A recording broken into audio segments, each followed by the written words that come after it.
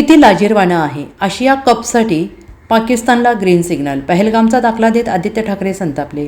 भारत आणि पाकिस्तान यांच्यामधील संबंध अधिक तणावग्रस्त झाल्यानंतर पाकिस्तानच्या कलाकार आणि खेळाडूंना मुंबईत भारतात प्रवेश देऊ नये, तसेच भारत आणि पाकिस्तान यांच्यातील सामने रद्द करावेत अशी भूमिका दिवंगत शिवसेनाप्रमुख बाळासाहेब ठाकरे आणि शिवसेनेची राहिली आहे. आता शिवसेना आमदार आदित्य ठाकरे ही आपल्या आजोबांचा वारसा पुढे नेताना दिसत आहेत. पहलगाम येथील हल्ल्यानंतर भारताने पाकिस्तानमध्ये घुसून चोख प्रत्युत्तर दिलंय.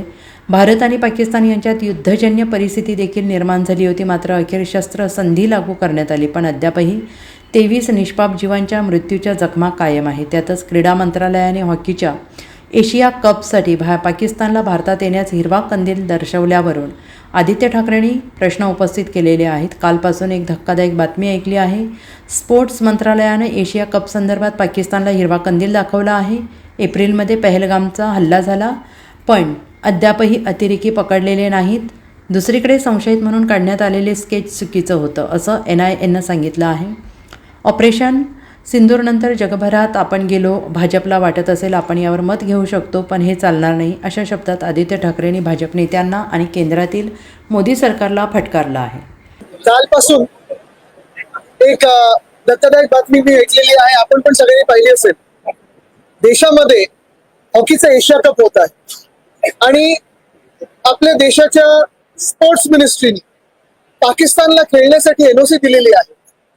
कदाचित हा एक पहिला टप्पा असेल, कारण पुढचं जे काही आपण पाहतो एशिया कप होणार आहे तो क्रिकेटचा होणार आणि मग भारत विरुद्ध पाकिस्तान तिथे पण खेळायला मिळावं का? कदाचित BCCI ला पहिलंच काही बोलता येत नाही, ICC ला काही बोलता येत नाही, म्हणून भारत विरुद्ध पाक हा सामना हॉकीमध्ये होऊ द्यायचा, आपल्या देशात होऊ द्यायचा. लोकांची भूमिका काय, लोकांची भावना काय आहे, किती तीव्र हे पाहून मग क्रिकेटकडे वळायचं.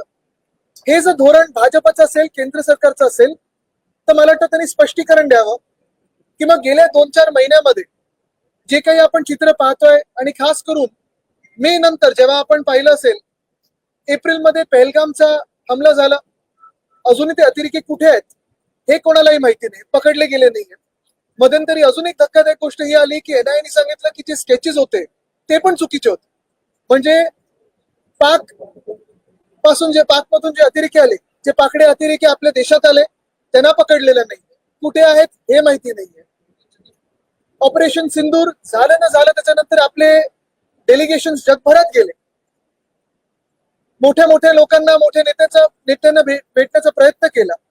पण हे सगळं होऊन भाजपला जर वाटत असेल की ठीक आहे आपण ह्याच्यावर मतं मिळवून लोकांना फसवू शकतो आणि मग बिझनेस एज युजुअल करू शकतो, हे चालणार नाही. भाजपने आणि केंद्र सरकारने देशाला उत्तर देणं गरजेचं आहे की खरोखर आपल्या देशामध्ये होणारा एशिया कप आणि मग UAE मध्ये होणारा एशिया कप, पहिलं हॉकीसाठी आणि मग क्रिकेटसाठी, इथे तुम्ही पाकड्यांबरोबर खेळणार आहात की नाही, हे स्पष्ट उत्तर आम्हाला केंद्र सरकारकडून हवं. कोणत्याही आर्थिक संस्थांनी फिरून मदत केली तर त्यांना देशद्रोही ठरतात. BCCI ही देखील खूप मोठी संस्था आहे, आर्थिक ताकद असते, ते इनडायरेक्टली पाकिस्तान. तुम्ही हॉकीमध्ये खेळा किंवा क्रिकेटमध्ये खेळा, जर तुम्ही पाकिस्तान बरोबर खेळलात तर ही संस्था खरोखर देशद्रोही ठरवली तुम्ही जाणार आहेत का? आणि खरोखर माझं लक्ष आहे केंद्र सरकारवर, कारण आपण पाहतोय गेले 2 महिन्यांमध्ये आता काल परवाकडे UN सिक्युरिटी काउन्सिलचे अध्यक्षपद पाकिस्तानला मिळालेलं आहे. एशिया डेव्हलपमेंट बँक असेल, वर्ल्ड बँक असेल, IMF असेल, कितीही प्रयत्न केले तरी पाकिस्तानला फंड तर जात आहे. मग देशाचं डिप्लोमॅटिक आउटरीच, देशाची डिप्लोमॅसी, परराष्ट्र मंत्री काय नक्की करतायत हा एक प्रश्न होतोच. पण जे तुमच्या हातात आहे, क्रिकेट तर पूर्णपणे हातात आहे. BCCI जर ठरवलं की आम्ही याच्यात भाग घेणार नाही किंवा पाकड्यांसोबत खेळणार नाही, तर पूर्ण ICC ला वळायला लागेल. ICC चे अध्यक्ष कोण आहेत? ICC चे अध्यक्ष कोण आहेत? अच्छा, Jay Shah. Bureau report, SBN Marathi, Mumbai.